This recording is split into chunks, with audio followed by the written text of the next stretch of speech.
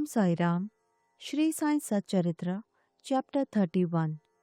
The passing away in Baba's presence of Sannyasi Vijayanand, Balaram Mankar, Nulkar, Megha, and the tiger. In this chapter, Hemantpan describes the passing away of certain persons and a tiger in Baba's presence. Preliminary. The last wish that a man has at the hour of death determines his future course. Shri Krishna has said in Gita that he who remembers me in his last moments comes verily to me, and he that meditates otherwise at that time goes to what he looks for.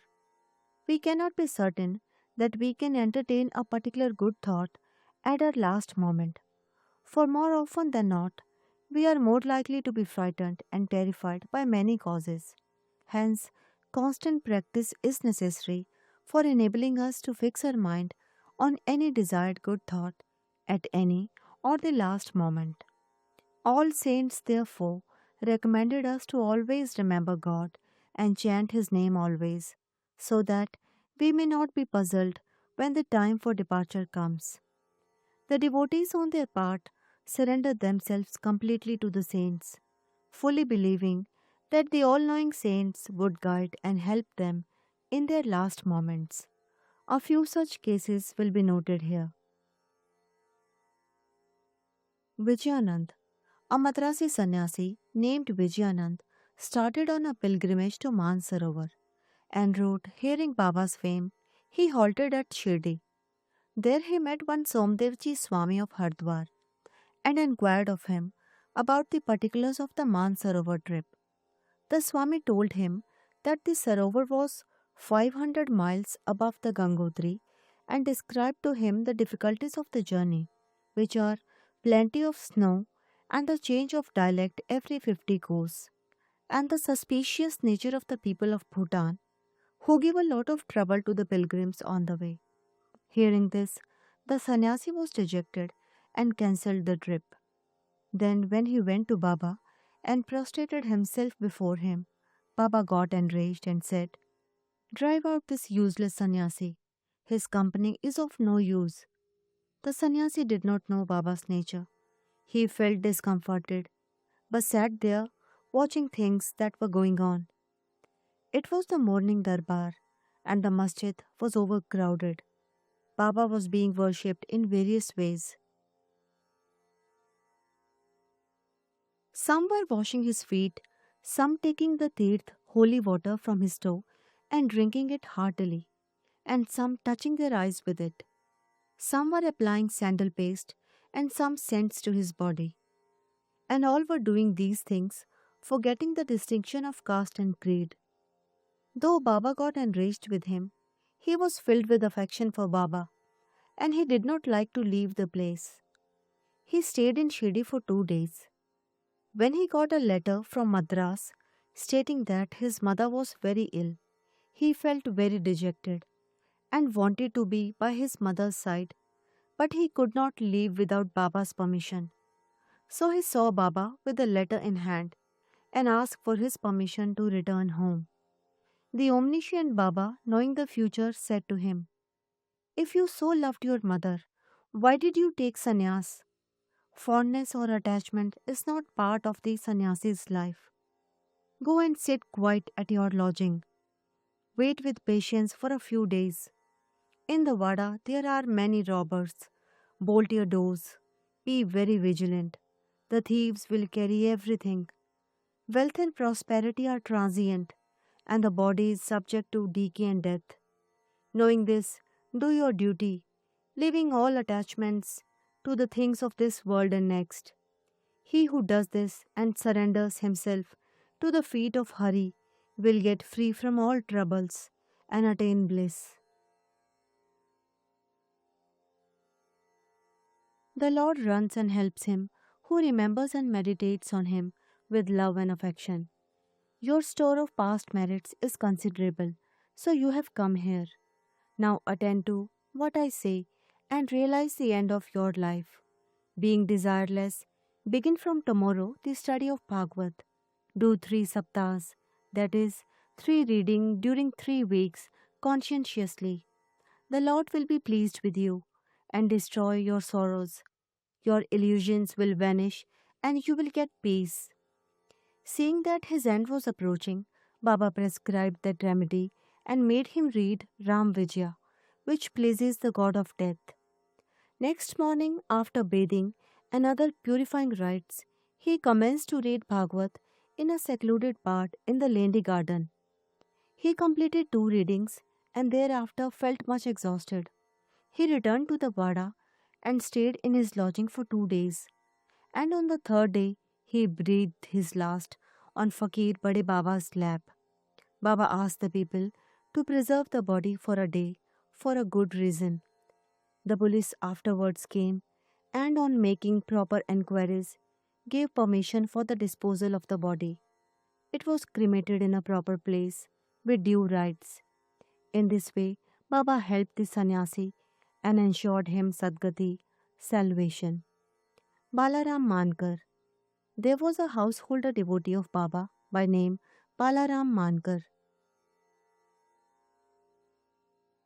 When his wife passed away, he got dejected and, entrusting his household to his son, left his home and came to Shirdi and lived with Baba. Being pleased with his devotion, Baba wanted to give a good turn to his life, and he did this in this wise.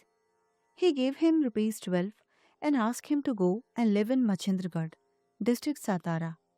Mankar was first unwilling to go and stay away from Baba, but Baba convinced him that he was giving the best course for him and asked him to practice meditation thrice a day on the Gad. On believing in Baba's words, Mankar came to the Gad.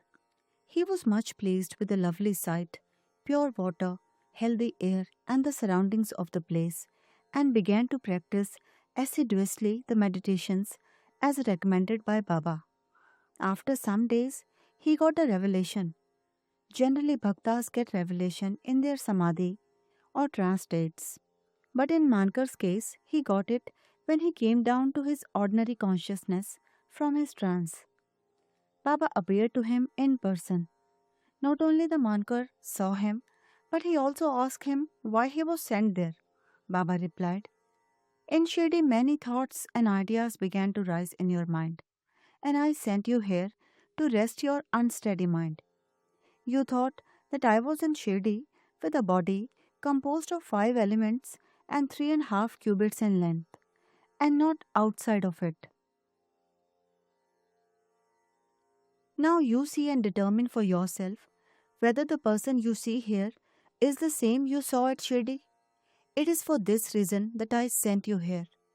Then, after the period was over, Mankar left the Machendragarh and proceeded to his native place, Bandra. He wanted to travel by rail from Pune to Dadar, but when he went to the booking office to get a ticket, he found it very much crowded. He could not get his ticket. When a villager with a langoti, piece of cloth on his waist, and kambli on his shoulder turned up and said, "Where are you going?" "To Dadar," replied Mankar. Then he said, "Please take this Dadar ticket of mine, as I have some urgent business here. I have cancelled my Dadar trip." Mankar was very glad to receive the ticket and was just taking out money from his pocket when the rustic disappeared in the crowd. Mankar tried to find him out in the crowd, but in vain. He waited for him till the train left the station, but found no trace of him. This was the second revelation Mankar got in a strange form. The Mankar, after visiting his home, again returned to Shirdi and remained there at Baba's feet, always following his bidding and advice. In the end, he was very fortunate to leave this world in the presence and with the blessings of Baba. Tatya Sahib Nulkar. Hemadpant gives no particulars regarding Tatya Sahib Nulkar, except the bare mention of the fact that he gave up his ghost in Shirdi. A brief summary of his account that appeared in Sai Leela magazine is given here. Tatya Sahib was a sub-judge at Pandharpur in 1909 when Nana Sahib Chandorkar was Mamledar there. Both met often and exchanged talks. Tatya Sahib did not believe in saints, while Nana Sahib loved them. Nana Sahib often told him the Leelas of Sai Baba and pressed him to go to Shirdi and see Baba. He finally agreed to go to Shirdi on two conditions. One, he must get a Brahmin cook, and two, he must get good Nagpur oranges for the presentation. Both these conditions were providentially fulfilled.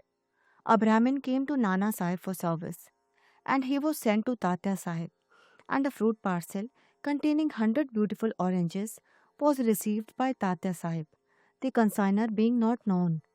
As the conditions were fulfilled, Tatya Sahib had to go to Shirdi. At first, Baba was much enraged with him, but by and by Tatya Sahib got such experiences that he was convinced that Baba was God incarnate. So he was enamored of Baba and stayed there till his death. As his end was approaching, sacred literature was read out to him, and at the last hour, Baba's bath tirth was brought and given to him for drinking. Baba, on hearing of his death, said, "Oh, Tatya went ahead of us. He won't be reborn." Megha. The story of Megha has been already described in chapter 28. When Megha died, all the villagers followed the funeral procession. Baba also accompanied them and showered flowers on Megha's body. After the obsequies were performed, tears flowed from Baba's eyes, and like an ordinary mortal, Baba showed himself overcome with grief and sorrow. Then, covering the body with flowers and crying like a near relation, Baba returned to the masjid. Many saints have been seen giving sadgati to men, but Baba's greatness is unique. Even a cruel animal like a tiger came to Baba's feet for being saved. It is this story which will be narrated now. Tiger. 7 days before Baba passed away, a wonderful incident occurred at Shirdi. There came a country cart and stopped in front of the masjid. A tiger was on the cart, fastened with iron chains, with its fierce face turned to the rear. It was suffering from some pain or agony. Its keepers, three darveshis, were taking it from place to place and making money by exhibiting it. It was the means of their subsistence.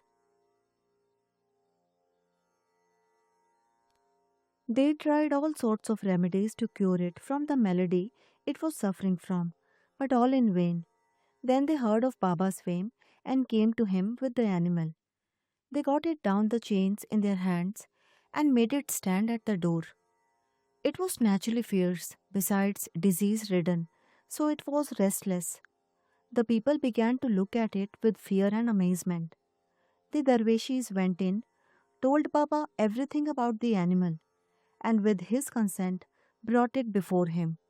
As it approached the steps, it was taken aback on account of the lustre of Baba and hung its head down. When both saw each other, it got on the step and looked at Baba with affection. Immediately it moved the tuft of its tail and dashed it thrice against the ground, and then fell down senseless. On seeing it dead, the Darveshis were first much dejected and full of sorrow, but on mature thought, they came to their senses.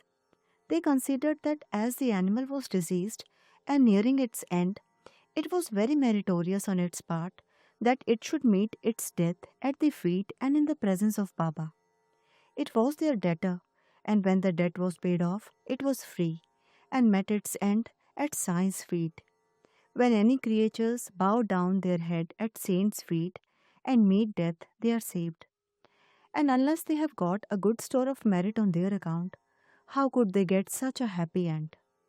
Bow to Sri Sai, peace be to all.